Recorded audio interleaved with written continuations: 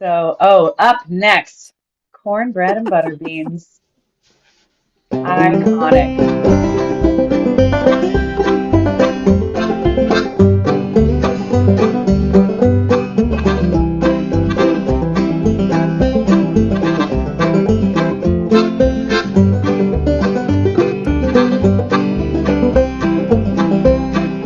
Cornbread and butter beans, and you across the table, eating them beans, loving you as long as I am able.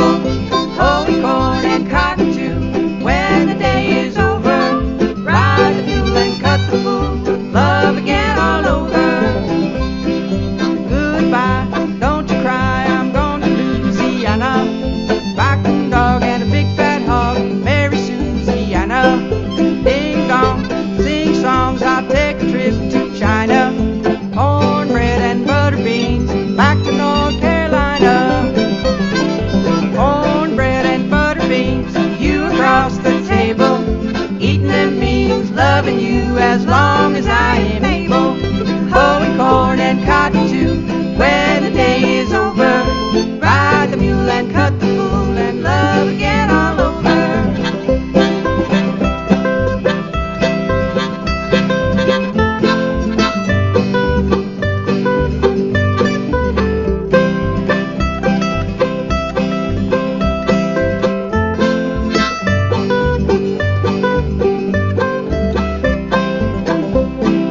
Wearing shoes, drinking booze, Continuing on the theme of everlasting love.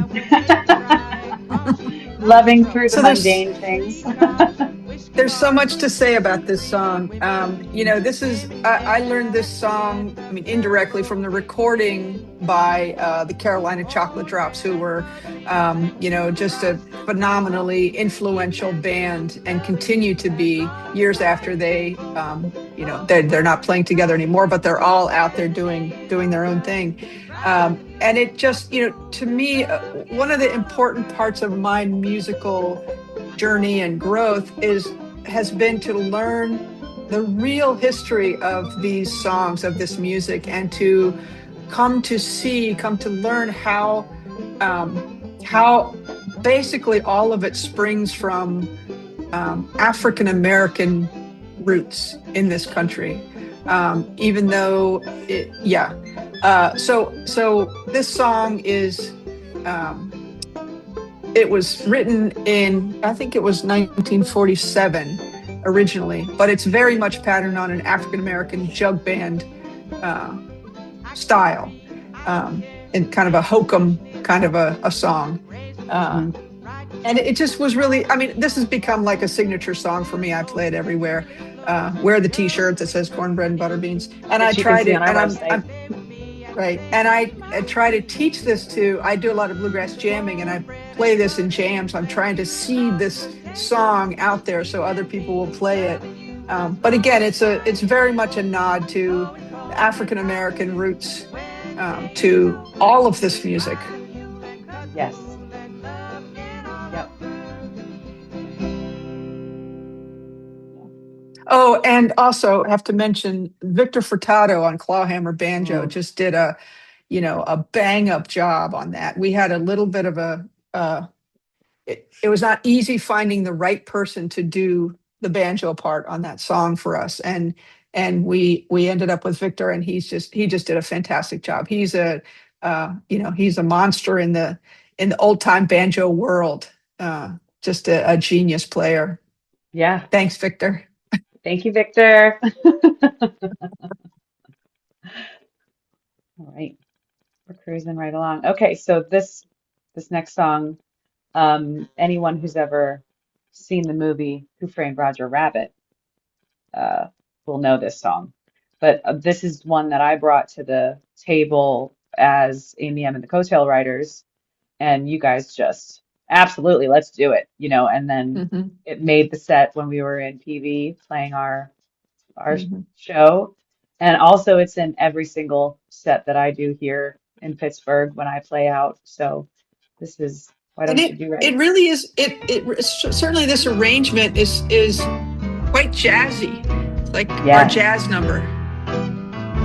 Yeah, I love how that turned out too.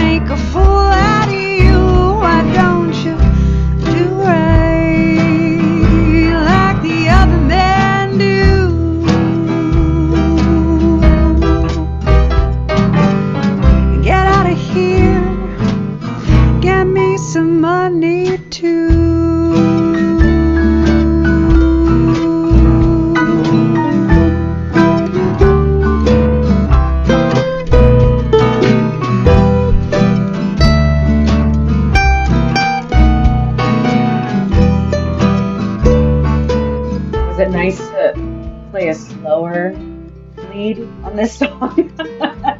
Not so many Mm-hmm. notes. Mm-hmm. Yeah. Yeah. Yeah. It was good. I was looking at my notes on this, and I kind of took a riff off of a David Grisman lick from something called Opus 57. And I thought, I wonder if this would work in here. Yeah, this works all Yeah. right in here. Yeah. That's great. You are a curator of sounds, my friend.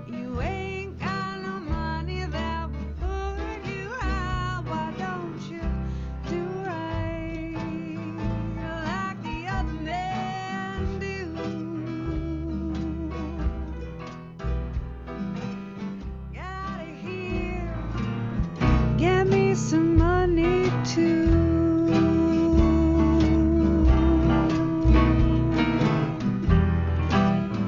Yeah. I just absolutely adore how that one turned out. It's totally different than all the other songs on the album. It's a nice little relief. Mm-hmm. It's recognizable.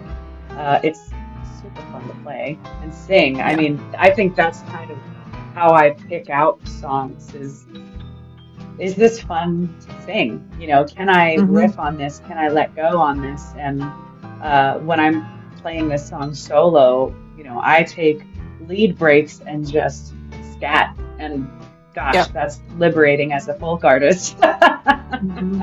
Mm-hmm.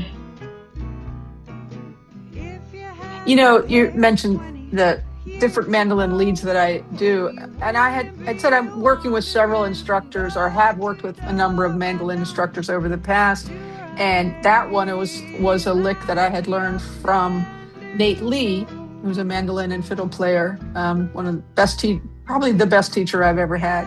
Wow. And when I was preparing for the recording, I literally was going back through all lessons and notes and things. So it's like, well, maybe I can use this in this song, and maybe I can Wow. steal this thing and put it in this song. And, you know, partly to try to be prepared. But that's kind of how musicians do this, Yes. is, you know, cut and paste, or Yes. at least listen and be influenced. Yes. 100%. I think Mm-hmm. it's a little bit more acceptable in like the teaching realm, you know, because it's for science, it's for learning, it's Mm-hmm. for the greater good.